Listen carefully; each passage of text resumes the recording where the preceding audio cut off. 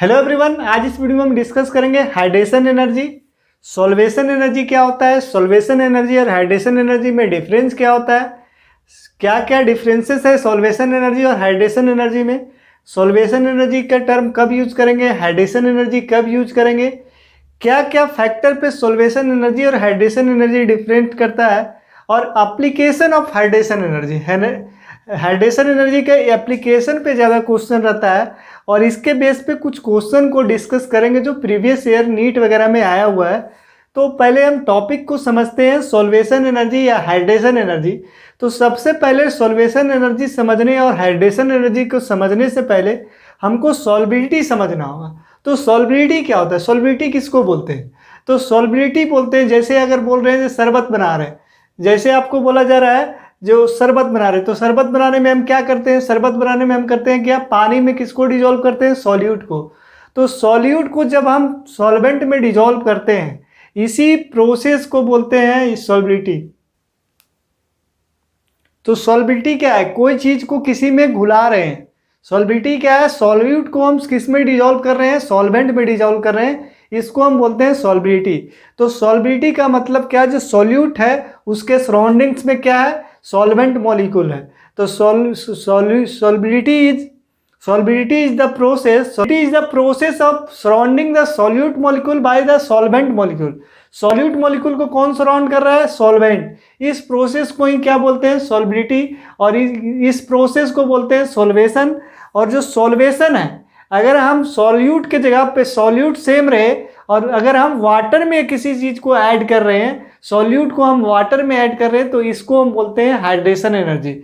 Hydration energy क्या है, hydration energy और सॉल्वेशन एनर्जी में सिर्फ इतना डिफरेंस है, जो वहां पे सॉल्वेशन एनर्जी में कोई भी सॉल्वेंट हो सकता है, कोई भी सॉल्वेंट हो सकता है, वाटर हो सकता है, बेंजीन हो सकता है, कुछ भी हो सकता है। लेकिन हाइड्रेशन एनर्जी में जो सॉल्वेंट होगा वो फिक्स होगा वाटर मॉलिक्यूल में। किसी भी सॉल्वेंट का एडिशन अगर वाटर मॉलिक्यूल में कर रहे हैं, तो इसमें जो एनर्जी रिलीज होता है, इसमें क्या होता है, एनर्जी रिलीज होता है। ये एक्सोथर्मिक प्रोसेस है। ये हम जो प्रोसेस है क्या है, एक्सोथर्मिक प्रोसेस। क्यों एक्सोथर्मिक प्रोसेस है, इस चीज को भी डिस्कस करेंगे। अब हम एक पॉइंट को हम लेते हैं, जो आयनिक कंपाउंड है, आयनिक कंपाउंड किस चीज में ज्यादा सॉल्युबल होगा। तो एक पॉइंट हमको याद रखना होगा, लाइक डिजॉल्व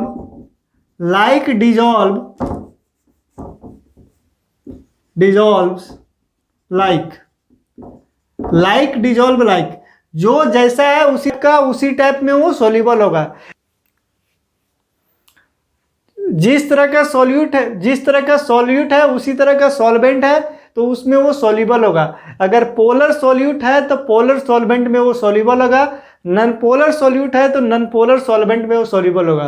तो लाइक डिजॉल्व लाइक, तो जिस तरह का सॉल्वेंट मॉलिक्यूल है उसी तरह का क्या होना चाहिए, सॉल्यूट मॉलिक्यूल, तभी वो उसमें सॉल्युबल है।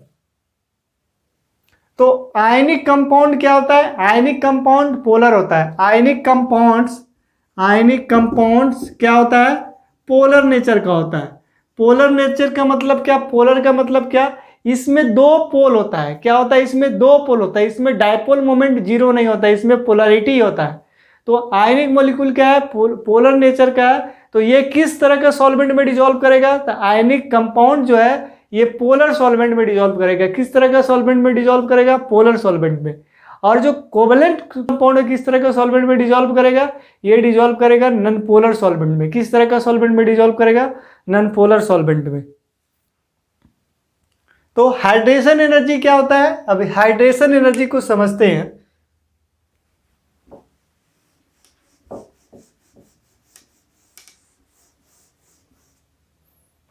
तो हाइड्रेशन एनर्जी क्या होता है, तो हाइड्रेशन एनर्जी क्या होता है, अगर कोई सॉल्यूट किस में डिजोल्व है, सॉल्वेंट में, तो इसमें जो एनर्जी रिलीज होता है, ये एक तरह का एक्सोथर्मिक प्रोसेस है। इसमें जो एनर्जी रिलीज होता है, इस एनर्जी को क्या नाम है, इस एनर्जी का नाम क्या है, हाइड्रेशन एनर्जी। इस एनर्जी का क्या नाम है, हाइड्रेशन एनर्जी। तो हाइड्रेशन एनर्जी, और इस प्रोसेस को क्या बोलते हैं, हाइड्रेशन। क्या बोलते हैं, हाइड्रेशन। हाइड्रेशन यहाँ पे जो हाइड्रेशन है, यहाँ पे वर्ड क्या है, हाइड्रो, हाइड्रो का मतलब क्या होता है? वाटर। तो जो सॉल्यूट डिजोल्व करता है, वाटर में जो सॉल्यूट डिजोल्व करता है, तो इसको क्या बोलते हैं? Hydration. The process of surrounding the solute with water molecule, water से उसको सराउंड करेंगे तो इस प्रोसेस को क्या बोलेंगे? हाइड्रेशन।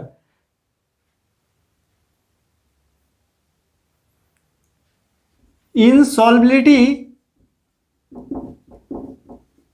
कौन सा एनर्जी रिलीज होता है इसमें? सॉल्वेशन एनर्जी रिलीज होता है, सॉल्वेशन एनर्जी रिलीज होता है। ये एक तरह का एक्सोथर्मिक प्रोसेस है। क्या ये? Exothermic process. इसमें क्या होता है? एनर्जी रिलीज होता है। और इन हाइड्रेशन, हाइड्रेशन में क्या होता है? हाइड्रेशन में यहाँ पे हाइड्रेशन एनर्जी रिलीज होता है। क्या होता है? हाइड्रेशन एनर्जी रिलीज होता है।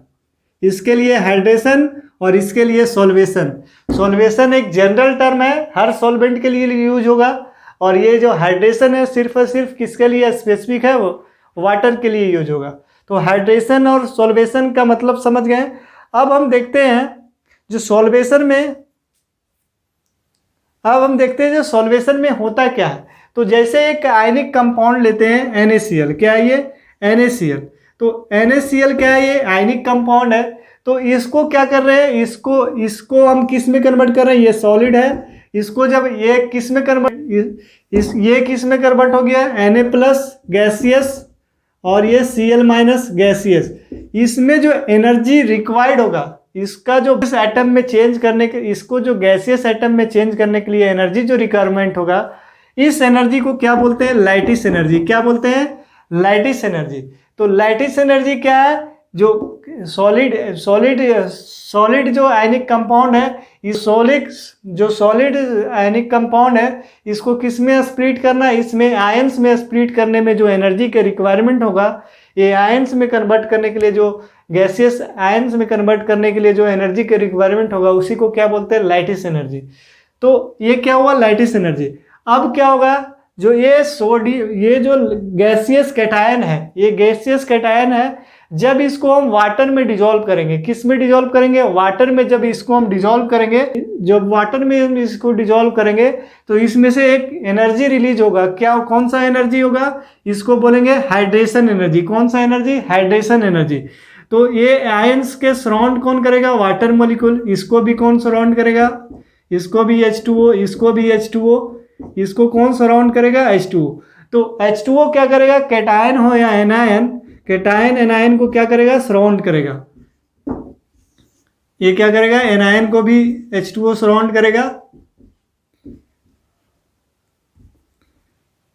तो ये जो कैटायन को जो सराउंड कर रहा है H2O मॉलिक्यूल्स, इस प्रोसेस को बोलते हैं हाइड्रेशन। इस प्रोसेस को बोलते हैं हाइड्रेशन। और एक तरह का कौन सा प्रोसेस है? ये एक एक्सोथर्मिक प्रोसेस है।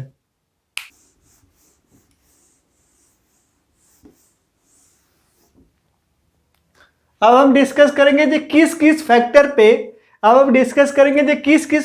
पे हाइड्रेशन एनर्जी डिपेंड करता है। हाइड्रेशन एनर्जी किस किस फैक्टर पे डिपेंड करता है?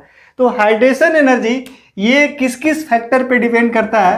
हाइड्रेशन एनर्जी, या इसको हाइड्रेशन इंथैल्पी भी बोलते हैं, तो एक ही चीज है। हाइड्रेशन एनर्जी ये फैक्टर्स अफेक्टिंग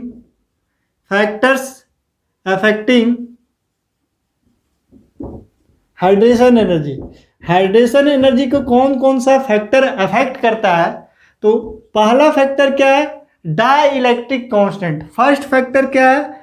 डाई इलेक्ट्रिक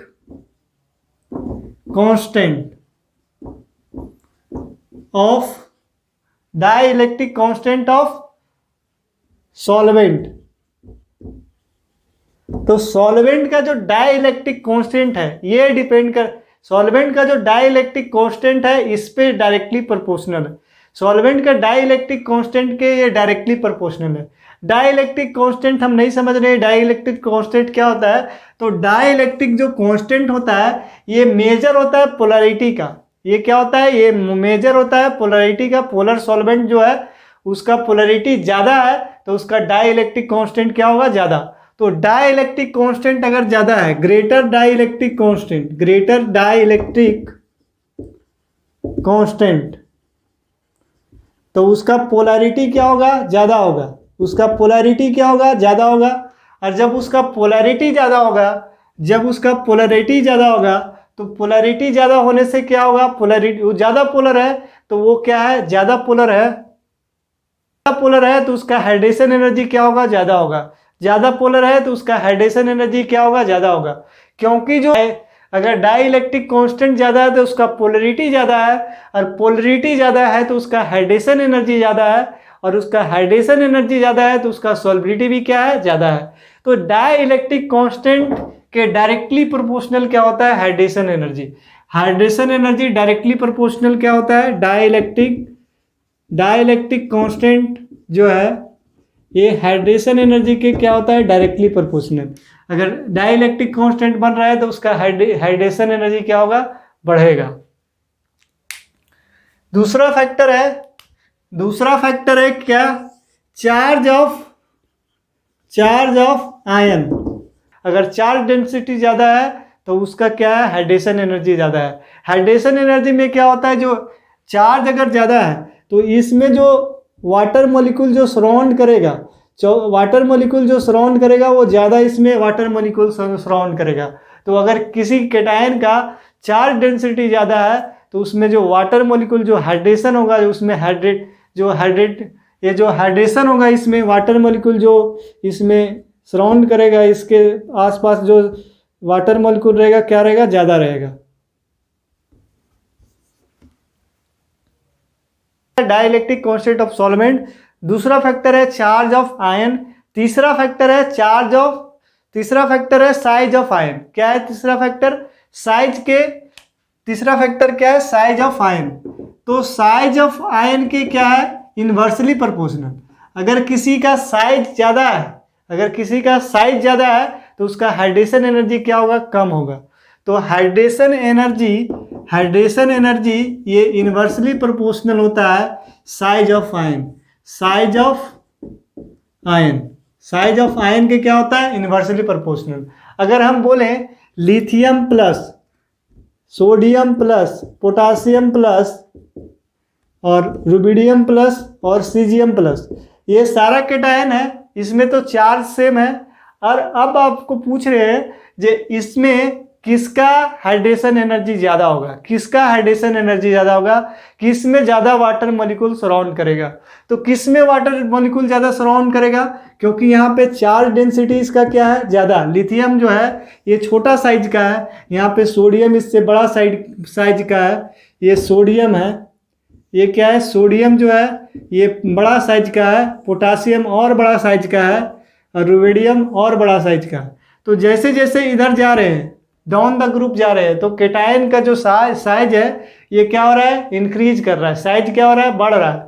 तो साइज बढ़ रहा है तो यहाँ पे चार्ज तो सबके पास सेम ही है, तो इसका चार्ज डेंसिटी क्या होगा, इसका चार्ज डेंसिटी सबसे ज़्यादा होगा। इसका जो लिथियम प्लस का जो है चार्ज डेंसिटी इसमें क्या होगा, ज़्यादा। चार्ज डेंसिटी ज़्यादा है, इसमें चार्ज डेंसिटी ज़्यादा है, तो इसमें ज़्यादा number of water molecule surround करेगा। क्या होगा, इसमें ज़्यादा number of water molecule surround करेगा। यहाँ पे यहाँ पे क्या होगा, ज़्यादा हाइड्रेशन होगा, और इससे जो एनर्जी रिलीज होगा वो क्या होगा, ज़्यादा एनर्जी रिलीज होगा।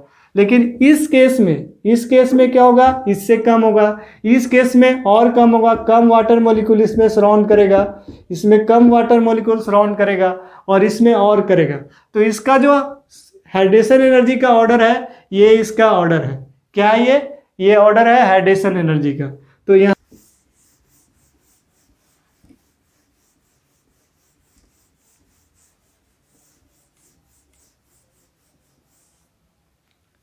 अब देखते हैं अल्कली मेटल और अल्कलाइन अर्थ मेटल में किसका हाइड्रेशन एनर्जी ज़्यादा होता है। अल्कली मेटल और अल्कलाइन अर्थ मेटल में किसका हाइड्रेशन एनर्जी ज़्यादा होता है। तो ग्रुप 1, ये ग्रुप 1 है, जैसे lithium, sodium, potassium, caesium, rubidium, caesium. यहाँ पे क्या है, beryllium, magnesium, calcium, strontium, barium. तो ये क्या है, ग्रुप 1 का है, ये ग्रुप 2 का है। ये अल्कली मेटल, ये अल्कली अर्थ मेटल।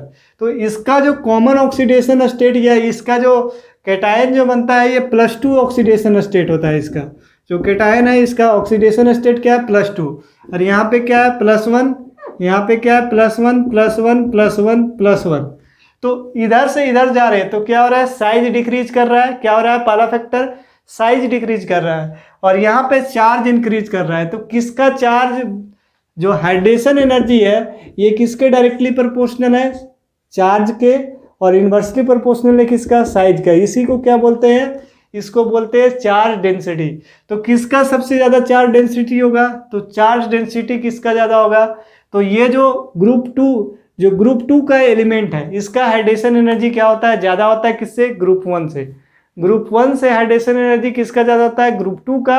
रीजन क्या है, इसका जो बनाता है, इसका जो कॉमन ऑक्सीडेशन स्टेट है क्या, +2। तो यहाँ पे चार्ज बाय साइज का रेशियो क्या है, इसमें चार्ज डेंसिटी ज़्यादा है, तो इसलिए क्या होगा, इसका हाइड्रेशन एनर्जी क्या होगा, ज़्यादा होगा। इसका ज़्यादा, उसमें हाइड्रेशन ऑफ मॉलिक्यूल क्या होगा, ज़्यादा, और उससे ज़्यादा एनर्जी रिलीज होगा। डायरेक्टली आपको हाइड्रेशन एनर्जी पे क्वेश्चन भी रहता है, लेकिन इसका एप्लीकेशन पे ज़्यादा क्वेश्चन रहता है। तो इसका एप्लीकेशन क्या है, एप्लीकेशन ऑफ हाइड्रेशन एनर्जी।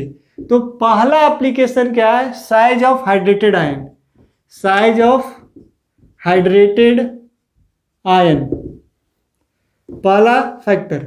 दूसरा क्या है, आयनिक मोबिलिटी, क्या है, या मोबिलिटी, क्या, मोबिलिटी ऑफ मोबिलिटी। तीसरा क्या है, कंडक्टिविटी, क्या है, कंडक्टिविटी। तो कंडक्टिविटी और मोबिलिटी क्या है, ये साइज। तो एक एक करके हम डिस्कस करते हैं। पहला हम डिस्कस करते हैं साइज ऑफ हाइड्रेटेड आयन।